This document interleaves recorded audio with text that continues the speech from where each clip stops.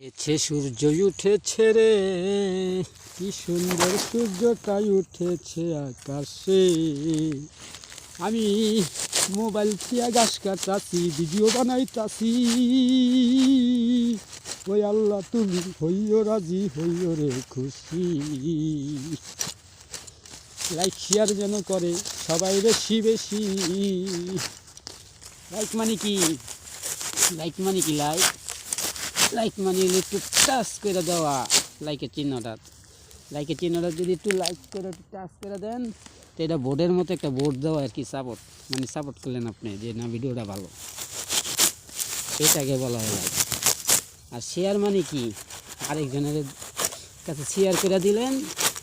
এটা হলো এই ভিডিওটা আপনিও দেখলেন, আরেকজনের শেয়ার করলে হ্যাঁ দেখতে পারলো।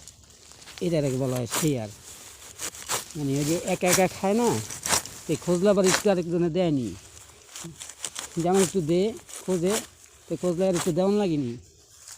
তো এটারেই শুদ্ধ ভাষায় বলে শেয়ার। শেয়ার কর। অনেকে আবার শেয়ার মানে কি বুঝে না, এই জন্য বললাম। মনে রাখবেন এই ভুবনে দুনিয়ার মাঝে ওই আল্লাহ বিনে কে ভাই আপন পরপারেতে।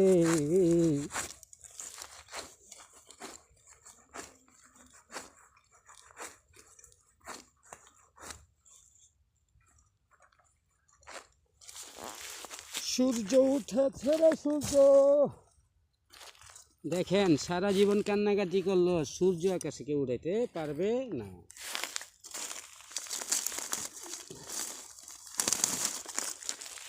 সূর্যটা কেউ উঠায়?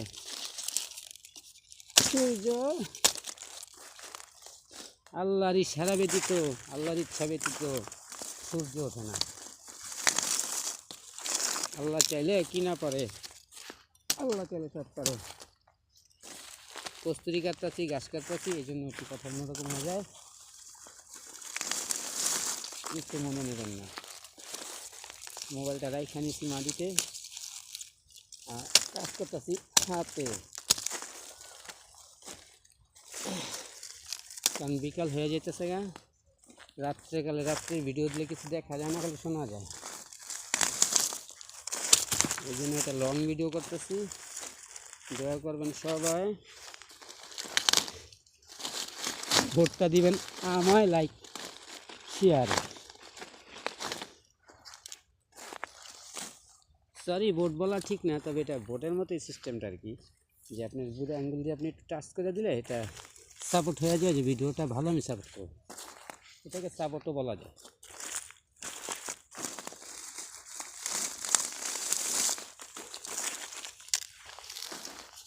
দেখেন ছোটোকালে আমি কিন্তু ভোট দিতেও জানতাম না, যে ভোট দেয় কীভাবে, শিখছি এসে জিগায় যে অ্যাকচুয়ালি ভোট আবার কি। তো এরকমই সব জিনিসই শেখা লাগে, না শিখে কিছু করা যায় না। আগে শিখতে হবে, তারপর করতে হবে। অনেকে আছে অনেক পড়ালেখা যাই না, এই একটা প্ল্যাটফর্ম চালাইতে পারে না, কারণ সে পারে না, সে দেখে নাই কীভাবে কী করতে, তার সে অভিজ্ঞতা নেই।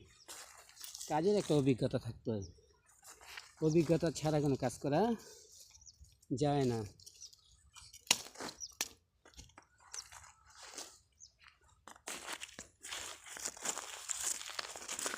কাজের ক্ষেত্রে অভিজ্ঞতা হলো আসল, কাজ আগে শিখতে হবে। পড়ালেখা যেমন শিখতে হয়, কাজ যেমন শিখতে হয়। যারা কাজ জানেন না, ইউটিউব থেকে ভিডিও নামিয়ে কাজ শিখে নেবেন। বিভিন্ন কাজের ধরন আছে, যেটা আপনার মন চায় সেটা শিখে নেবেন। আর যারা পারেন তাহলে তো কোনো কথাই নেই, নিজ নিজ দায়িত্বে কাজ করবেন। আমার পরামর্শতে যে করতে হবে এমন কথা কিন্তু আমি বলি না, এটা সম্পূর্ণ আপনাদের ব্যক্তিগত বিষয়। তবে যে কোনো কাজ করবেন বাইরে, বেকার থাকবেন না। বেকারত্ব জীবন বড় কষ্টের হয়, শেষকালে আপনারা জানেন না। বেকার থাকলে এই জনে বলবে সেই কথা, সেই জনে বলবে সেই কথা, কথা শুনতে শুনতে হয়রান হইয়া যাইবেন। তাই বেকার না থেকে একটা ছোটোখাটো কাজ শুরু করেন, ওই ছোট কাজেই বড় করে, ছোট কাজই বড় করে দেয় মানুষকে। দেখেন যত বড় বড় কোম্পানি আছে, কোম্পানি কি এমনি একেবারেই এক কোম্পানি হয়েছে, একেবারেই এমনি বড় হয়েছে হয়নি। ছোটো খাটো বা যে কোনো একটা কিছুতে তারা শুরু করছে প্রথম, পরবর্তীতে আস্তে আস্তে আস্তে আস্তে বড় একটা কোম্পানিতে পরিণত হয়েছে। এটাই এইভাবেই হয়। হ্যাঁ, আবার মুহূর্তেও অনেক বড় একটা কোম্পানি দিচ্ছে, কারণ তার ব্যালেন্স ছিল। তো যাদের ব্যালেন্স নাই তারা কি করবে? তারা ছোটোখাটো একটা কিছু দিয়ে শুরু করলে হয়ে যায়। যেমন আমার একেবারেই ব্যালেন্স নেই, আমি ব্যালেন্স ছাড়াই ক্রয় করি আর বিক্রি করে তা রিটার্ন ব্যাক করি। হ্যাঁ, এটা আমার একটা পরিচয় ক্ষেত্র দিয়া এই কাজের মাধ্যমটা আমি ধরে রাখছি। তো বাকিটা আপনারা যদি কেউ এভাবে করতে চান এভাবেও পারবেন। একজনের সাথে পরিচিত হন, যার পরিচিত হইয়া তার সাথে লেনদেন ক্লিয়ার রাখুন এবং বিশ্বাসের অমর্যাদাটা করবেন না, কখনোই টাকা পয়সা মেরে দিবেন না, চালানটা দিয়ে দিবেন আর বিক্রি করে যা থাকে তা আপনি রেখে দেবেন। ওটাতে আপনার সংসার চলে যাবে ইনশাআল্লাহ। আল্লাহ চাইলে কিনা পারে, মহান রব্বুল আলামিন চাইলে সব পারে, কারণ আল্লাহই তো একদিন আপনাকে সৃষ্টি করছিল। তো যে আল্লাহ আপনাকে সৃষ্টি করছে, ওই আল্লাহ আপনার ভিতরে জ্ঞান দিতেছে, সেই জ্ঞানকে যদি আপনি বাস্তবায়ন না করেন, ভালো জ্ঞানটাকে, তাহলে আপনি বিপদে পড়বেন। কাজের ক্ষেত্রে যদি কাজ না করেন, কে দিবে আপনাকে টাকা? কয়দিন দিবে? আর আপনার জ্ঞান দিয়ে যদি আপনি টাকা ইনকাম করে নেন, সেই টাকা আপনাকে চিরজীবন আপনাকে টাকাগুলো দিতে থাকবে কাজের মাধ্যমে। মাধ্যম ছাড়া কখনোই টাকা পকেট পর্যন্ত এসে পৌঁছায় না। তাই যে কোনো কাজ শিখে নেবেন, যেখান থেকে পারেন। এইটা আপনাদের ইচ্ছারে ভাই দুনিয়ার বুকে। দেখেন এই যে আমরা পড়ালেখা করি, পড়ালেখা করার পরে কি, আমিও পড়ালেখা করছি, পড়ালেখার পরে কি করতে হয়? পড়ালেখা করার পরে লাস্টে যেয়ে কী করতে হয়? কাজই করতে হয়। হয়তোবা নিজের কাজ নিজেই খুলে নিলেন, নয়তোবা অন্যের অফিস আদালতে কাজটা নিলেন। কাজ আপনার মাস্ট করতেই হবে।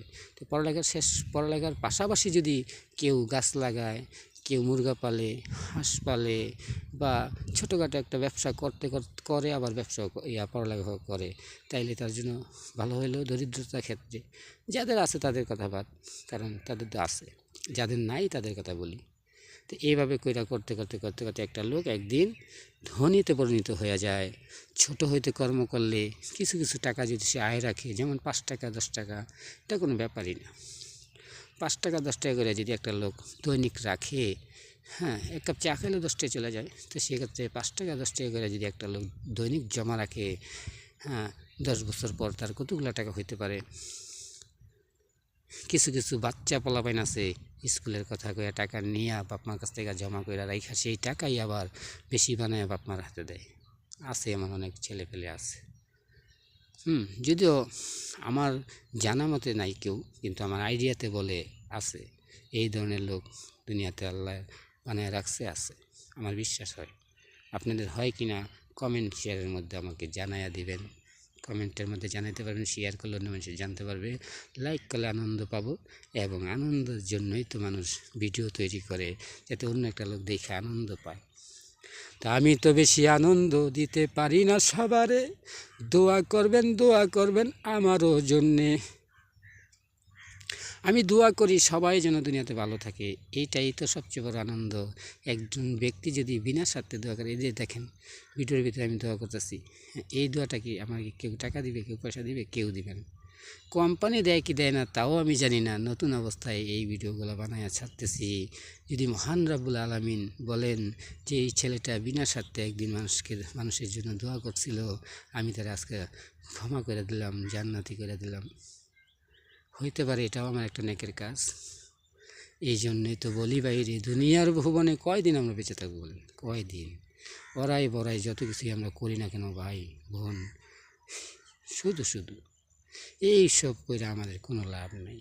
তাই আমি বলবো, সকলকেই বলবো, আল্লাহ মহান রব্বুল আলামিন যেন সকলকেই রিজিক বেশি বেশি দান করে, আমরা যাতে মুমিন হইতে পারি, মুমিন হইয়া যেন কবরে যেতে পারি। মুমিন না হয়ে কবরে গেলে কবর কিন্তু আমাদেরকে ছাড়বে না। তারপরও আল্লাহর কাছে মাপ চাই, আল্লাহ মাফ করলে কবর মাফ করে।